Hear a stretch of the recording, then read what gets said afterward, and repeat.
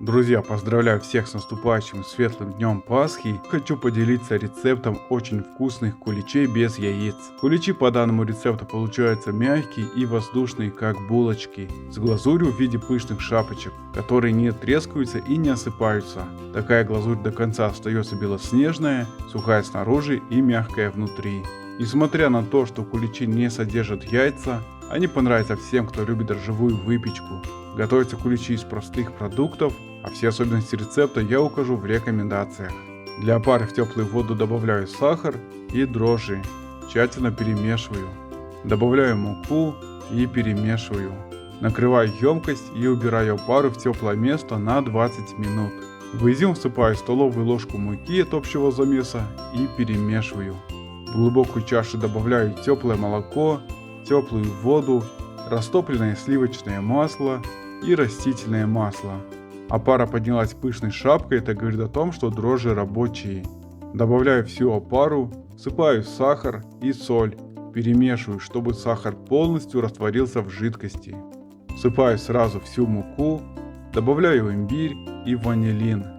Перемешиваю сначала вручную, а затем тщательно вымешиваю миксером. Дрожжевое тесто хорошо поднимается, и если его тщательно вымесить. Емкость накрываю и убираю в теплое место на расстойку примерно на 20 минут. Дрожжевое тесто после расстойки хорошо поднялось пышной шапкой. Добавляю изюм и грецкие орехи. Вымешиваю миксером. Вместо грецких орехов можно использовать любые орехи по своему желанию, либо вместо них увеличить количество изюма в тесте. Будет тоже очень вкусно. Грецкие орехи и изюм равномерно распределились в тесте после вымешивания. Распределяю дрожжевое тесто по стаканчикам просто руками. Тесто не сильно прилипает к рукам, поэтому его легко можно распределить без использования лопатки. Количество куличей зависит от глубины и диаметра стаканчиков. У меня в целом вышло 6 стаканчиков по 330 грамм. Влажной рукой выравниваю поверхность теста в стаканчиках. Вы можете выровнять также мокрой ложкой либо лопаткой. Стаканчики накрываю и убираю противень с дрожжевым тестом в разогретую до 40 градусов духовку на 30 минут для расстойки. После расстойки тесто в стаканчиках очень хорошо поднялось. Противень с тестом убираю в заранее разогретую до 180 градусов духовку на 40 минут. Для глазури в холодную воду всыпаю желатин и перемешиваю, чтобы желатин полностью разошелся в жидкости. Оставляю набухать при комнатной температуре.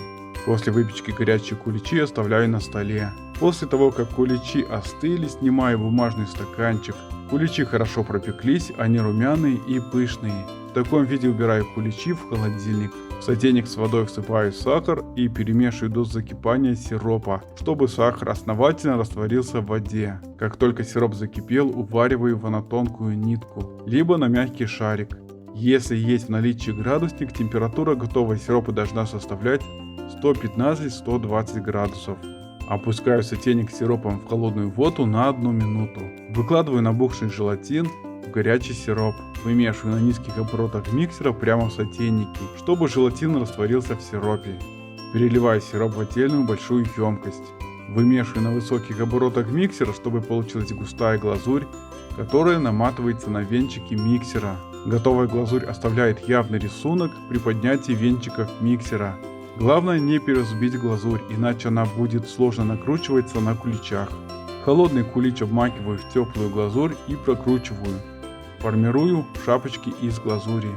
После нанесения глазури рекомендую сразу обсыпать посыпкой, так как поверхность глазури быстро подсыхает. Готовые куличи убираю в холодильник на 20 минут, чтобы глазурь стабилизировалась и не опускалась с кулича. После холодильника можно оставить кулич на столе еще на пару часов, чтобы глазурь окончательно подсохла. Давайте сейчас разрежу и покажу, какие куличи внутри получились. При разрезании глазурь держит форму, она не осыпается, глазурь плотная и не трескается. Друзья, куличи без яиц получаются очень вкусные, пышные. Обязательно приготовьте к светлому дню Пасхи, я уверен, куличи вам понравятся.